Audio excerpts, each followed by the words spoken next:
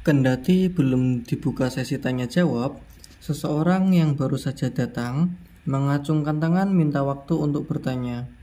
Presenter mempersilahkan. Menurut berita di mass media, katanya novel Anda menghujat kemampuan para ulama. Bagaimana tanggapan Anda? Mengkritisi tidak sama dengan menghujat, karena peduli. Seseorang berhak mengkritisi sesuatu yang menjadi kepeduliannya. Harus juga diingat bahwa kritik adalah tanda cinta, tanda kita peduli pada seseorang atau suatu hal. Jawab Raisa. Seseorang nyeletuk iseng, "Huhui." Raisa tak peduli. Dia hanya tersenyum lalu melanjutkan. Novel ini bercerita tentang cinta mendalam saya kepada bunga-bunga masa depan, kepada ulama dan Anda semua. Dan jika saya telah cinta, saya tidak main-main. Apa maksud Anda tidak main-main? Sahut penanya. Seluruh energi akan saya curahkan bagi kebaikan, kesehatan, keselamatan, kebahagiaan, kemerdekaan, dan semua hal positif bagi sang tercinta. Tidak main-main, saya total jika mencinta. Sang penanya tersenyum puas dan sekali lagi merespons jawaban Raisa. Terima kasih atas jawaban yang mencerahkan. Bangga benar saya andai jadi yang dicintai. Penonton yang lain sama mencemooh ke arah penanya sembari diam-diam ikutan bahagia. Barangkali mereka merasa telah dicinta pula oleh Raisa. Cinta yang tak main-main juga. Dari jajaran kursi tengah, seorang bapak minta mikrofon dan bicara.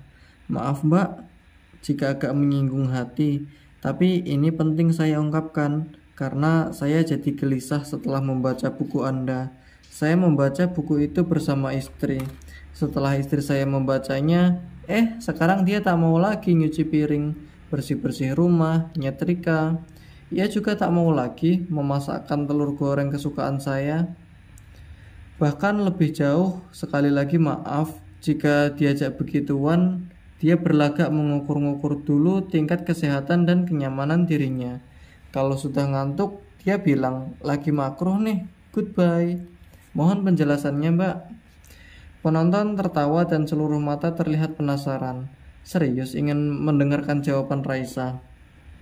Raisa sendiri sangat serius dengan pertanyaan demikian. Dengan serius pula ia menjawab. Salah satu fungsi sastra adalah menyentuh nurani agar lebih hidup.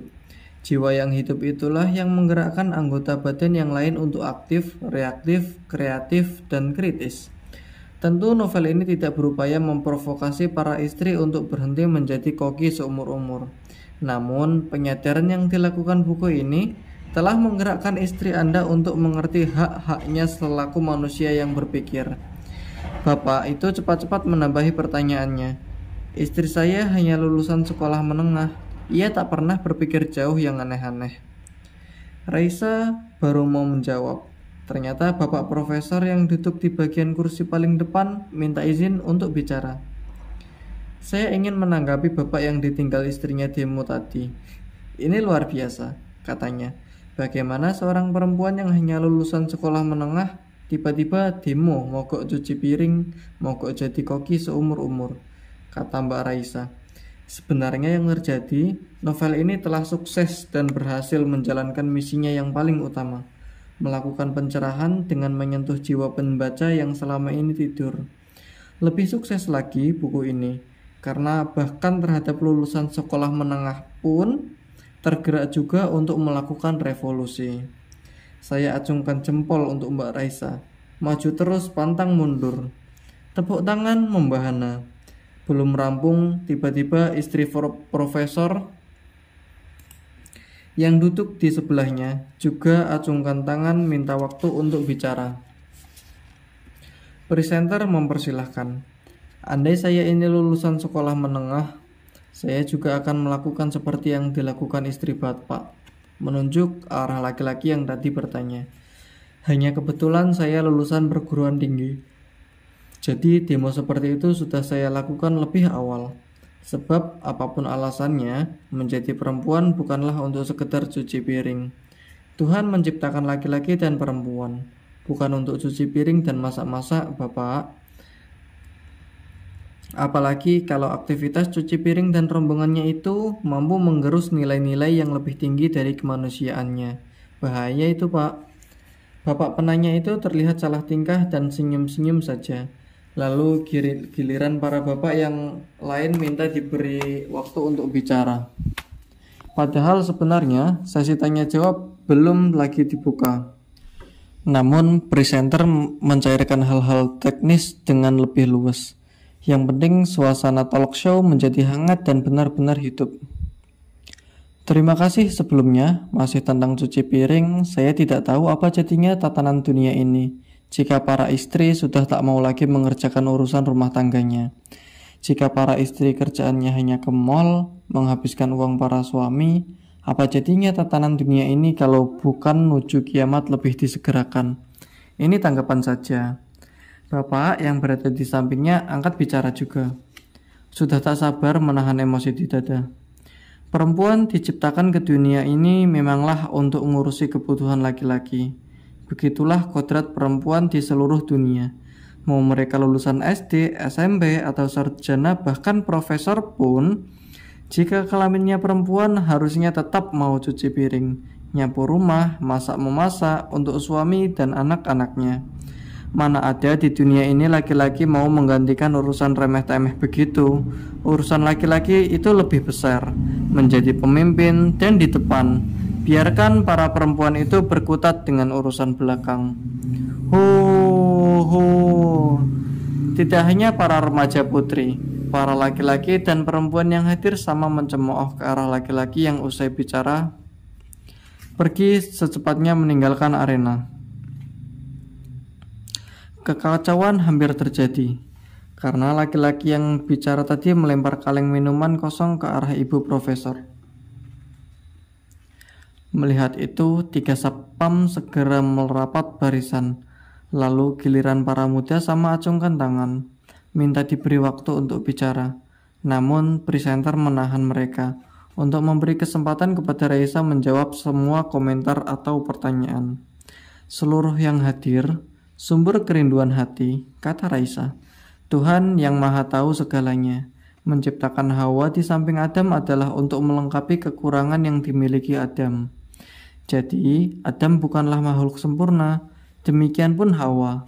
Keduanya hadir untuk saling melengkapi dalam seluruh konteks kehidupan. Jika Adam lemah, Hawa akan tampil sebagai yang kuat. Jangan berpikir Adam itu kuat, jika ternyata mengurus makanannya saja tak becus. Para muda dari kaum Hawa tampak gembira dan tepuk tangan. Yang mewakili kaum Adam baru saja senyum simpul, menunggu lanjutan dari lisan Raisa. Urusan cuci piring dan teman-temannya itu ternyata bukanlah urusan remeh-temeh. Jika ternyata darinya Anda memprediksi kehancuran dunia.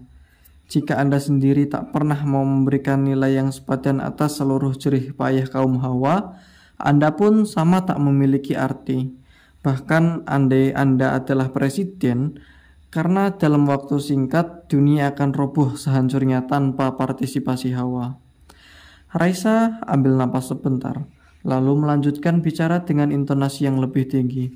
Jadi, Hawa adalah mitra sejajar bagi Adam.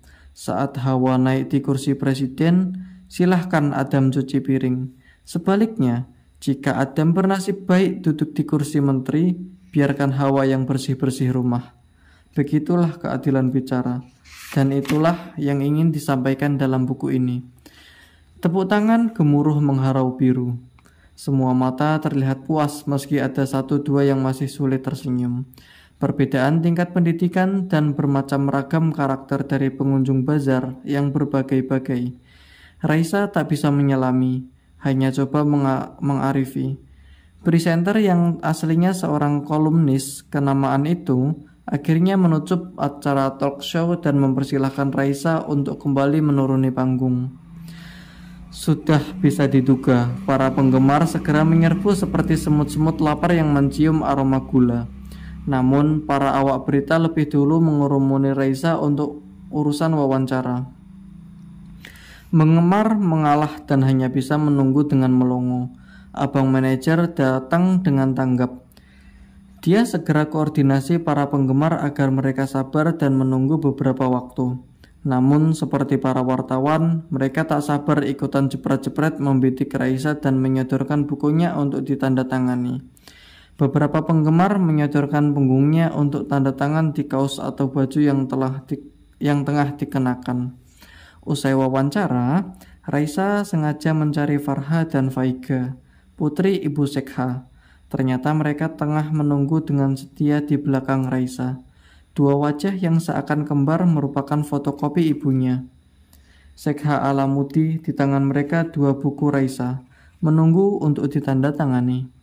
Saya dah ketemu umi kalian tadi di masjid. Apa kalian tinggal di Ampel? Benar mbak, tetangga kami bernama Nur Bahanan. Katanya kawan lama mbak Raisa. Benarkah? Nur Bahanan? Iya. Beliau nitip salam dan juga minta tanda tangan. Ini bukunya. Tentu saya akan tanda tangani. Sampaikan salam balik saya untuk beliau. Masya Allah. Tolong juga kasih nomor kontak untuk kontak saya untuk Nur ya. Penuh antusias mereka bercerita. Saling tukar nomor kontak hingga manajer Raisa datang menyudahi perjumpaan yang menggelora. Jangan lupa, salam untuk umi kalian. Juga untuk Nur dan Ampel. Ma'assalamah, bye. Selesai sudah ketegangan demi ketegangan yang membahagiakan. Pada akhirnya malam berpihak untuk yang berjuang. Meskipun lelah tiada terkira, namun mata Raisa belum mau pejam juga. Dia terus menyala, seperti binatang-binatang di atas sana. Kadang mata itu mengerjap indah, seolah ingin berkata, selain wajah si Komir yang penuh amarah, masih banyak wajah profesor yang teduh dan bijaksana. Selamat malam dunia, Lailatus Surur.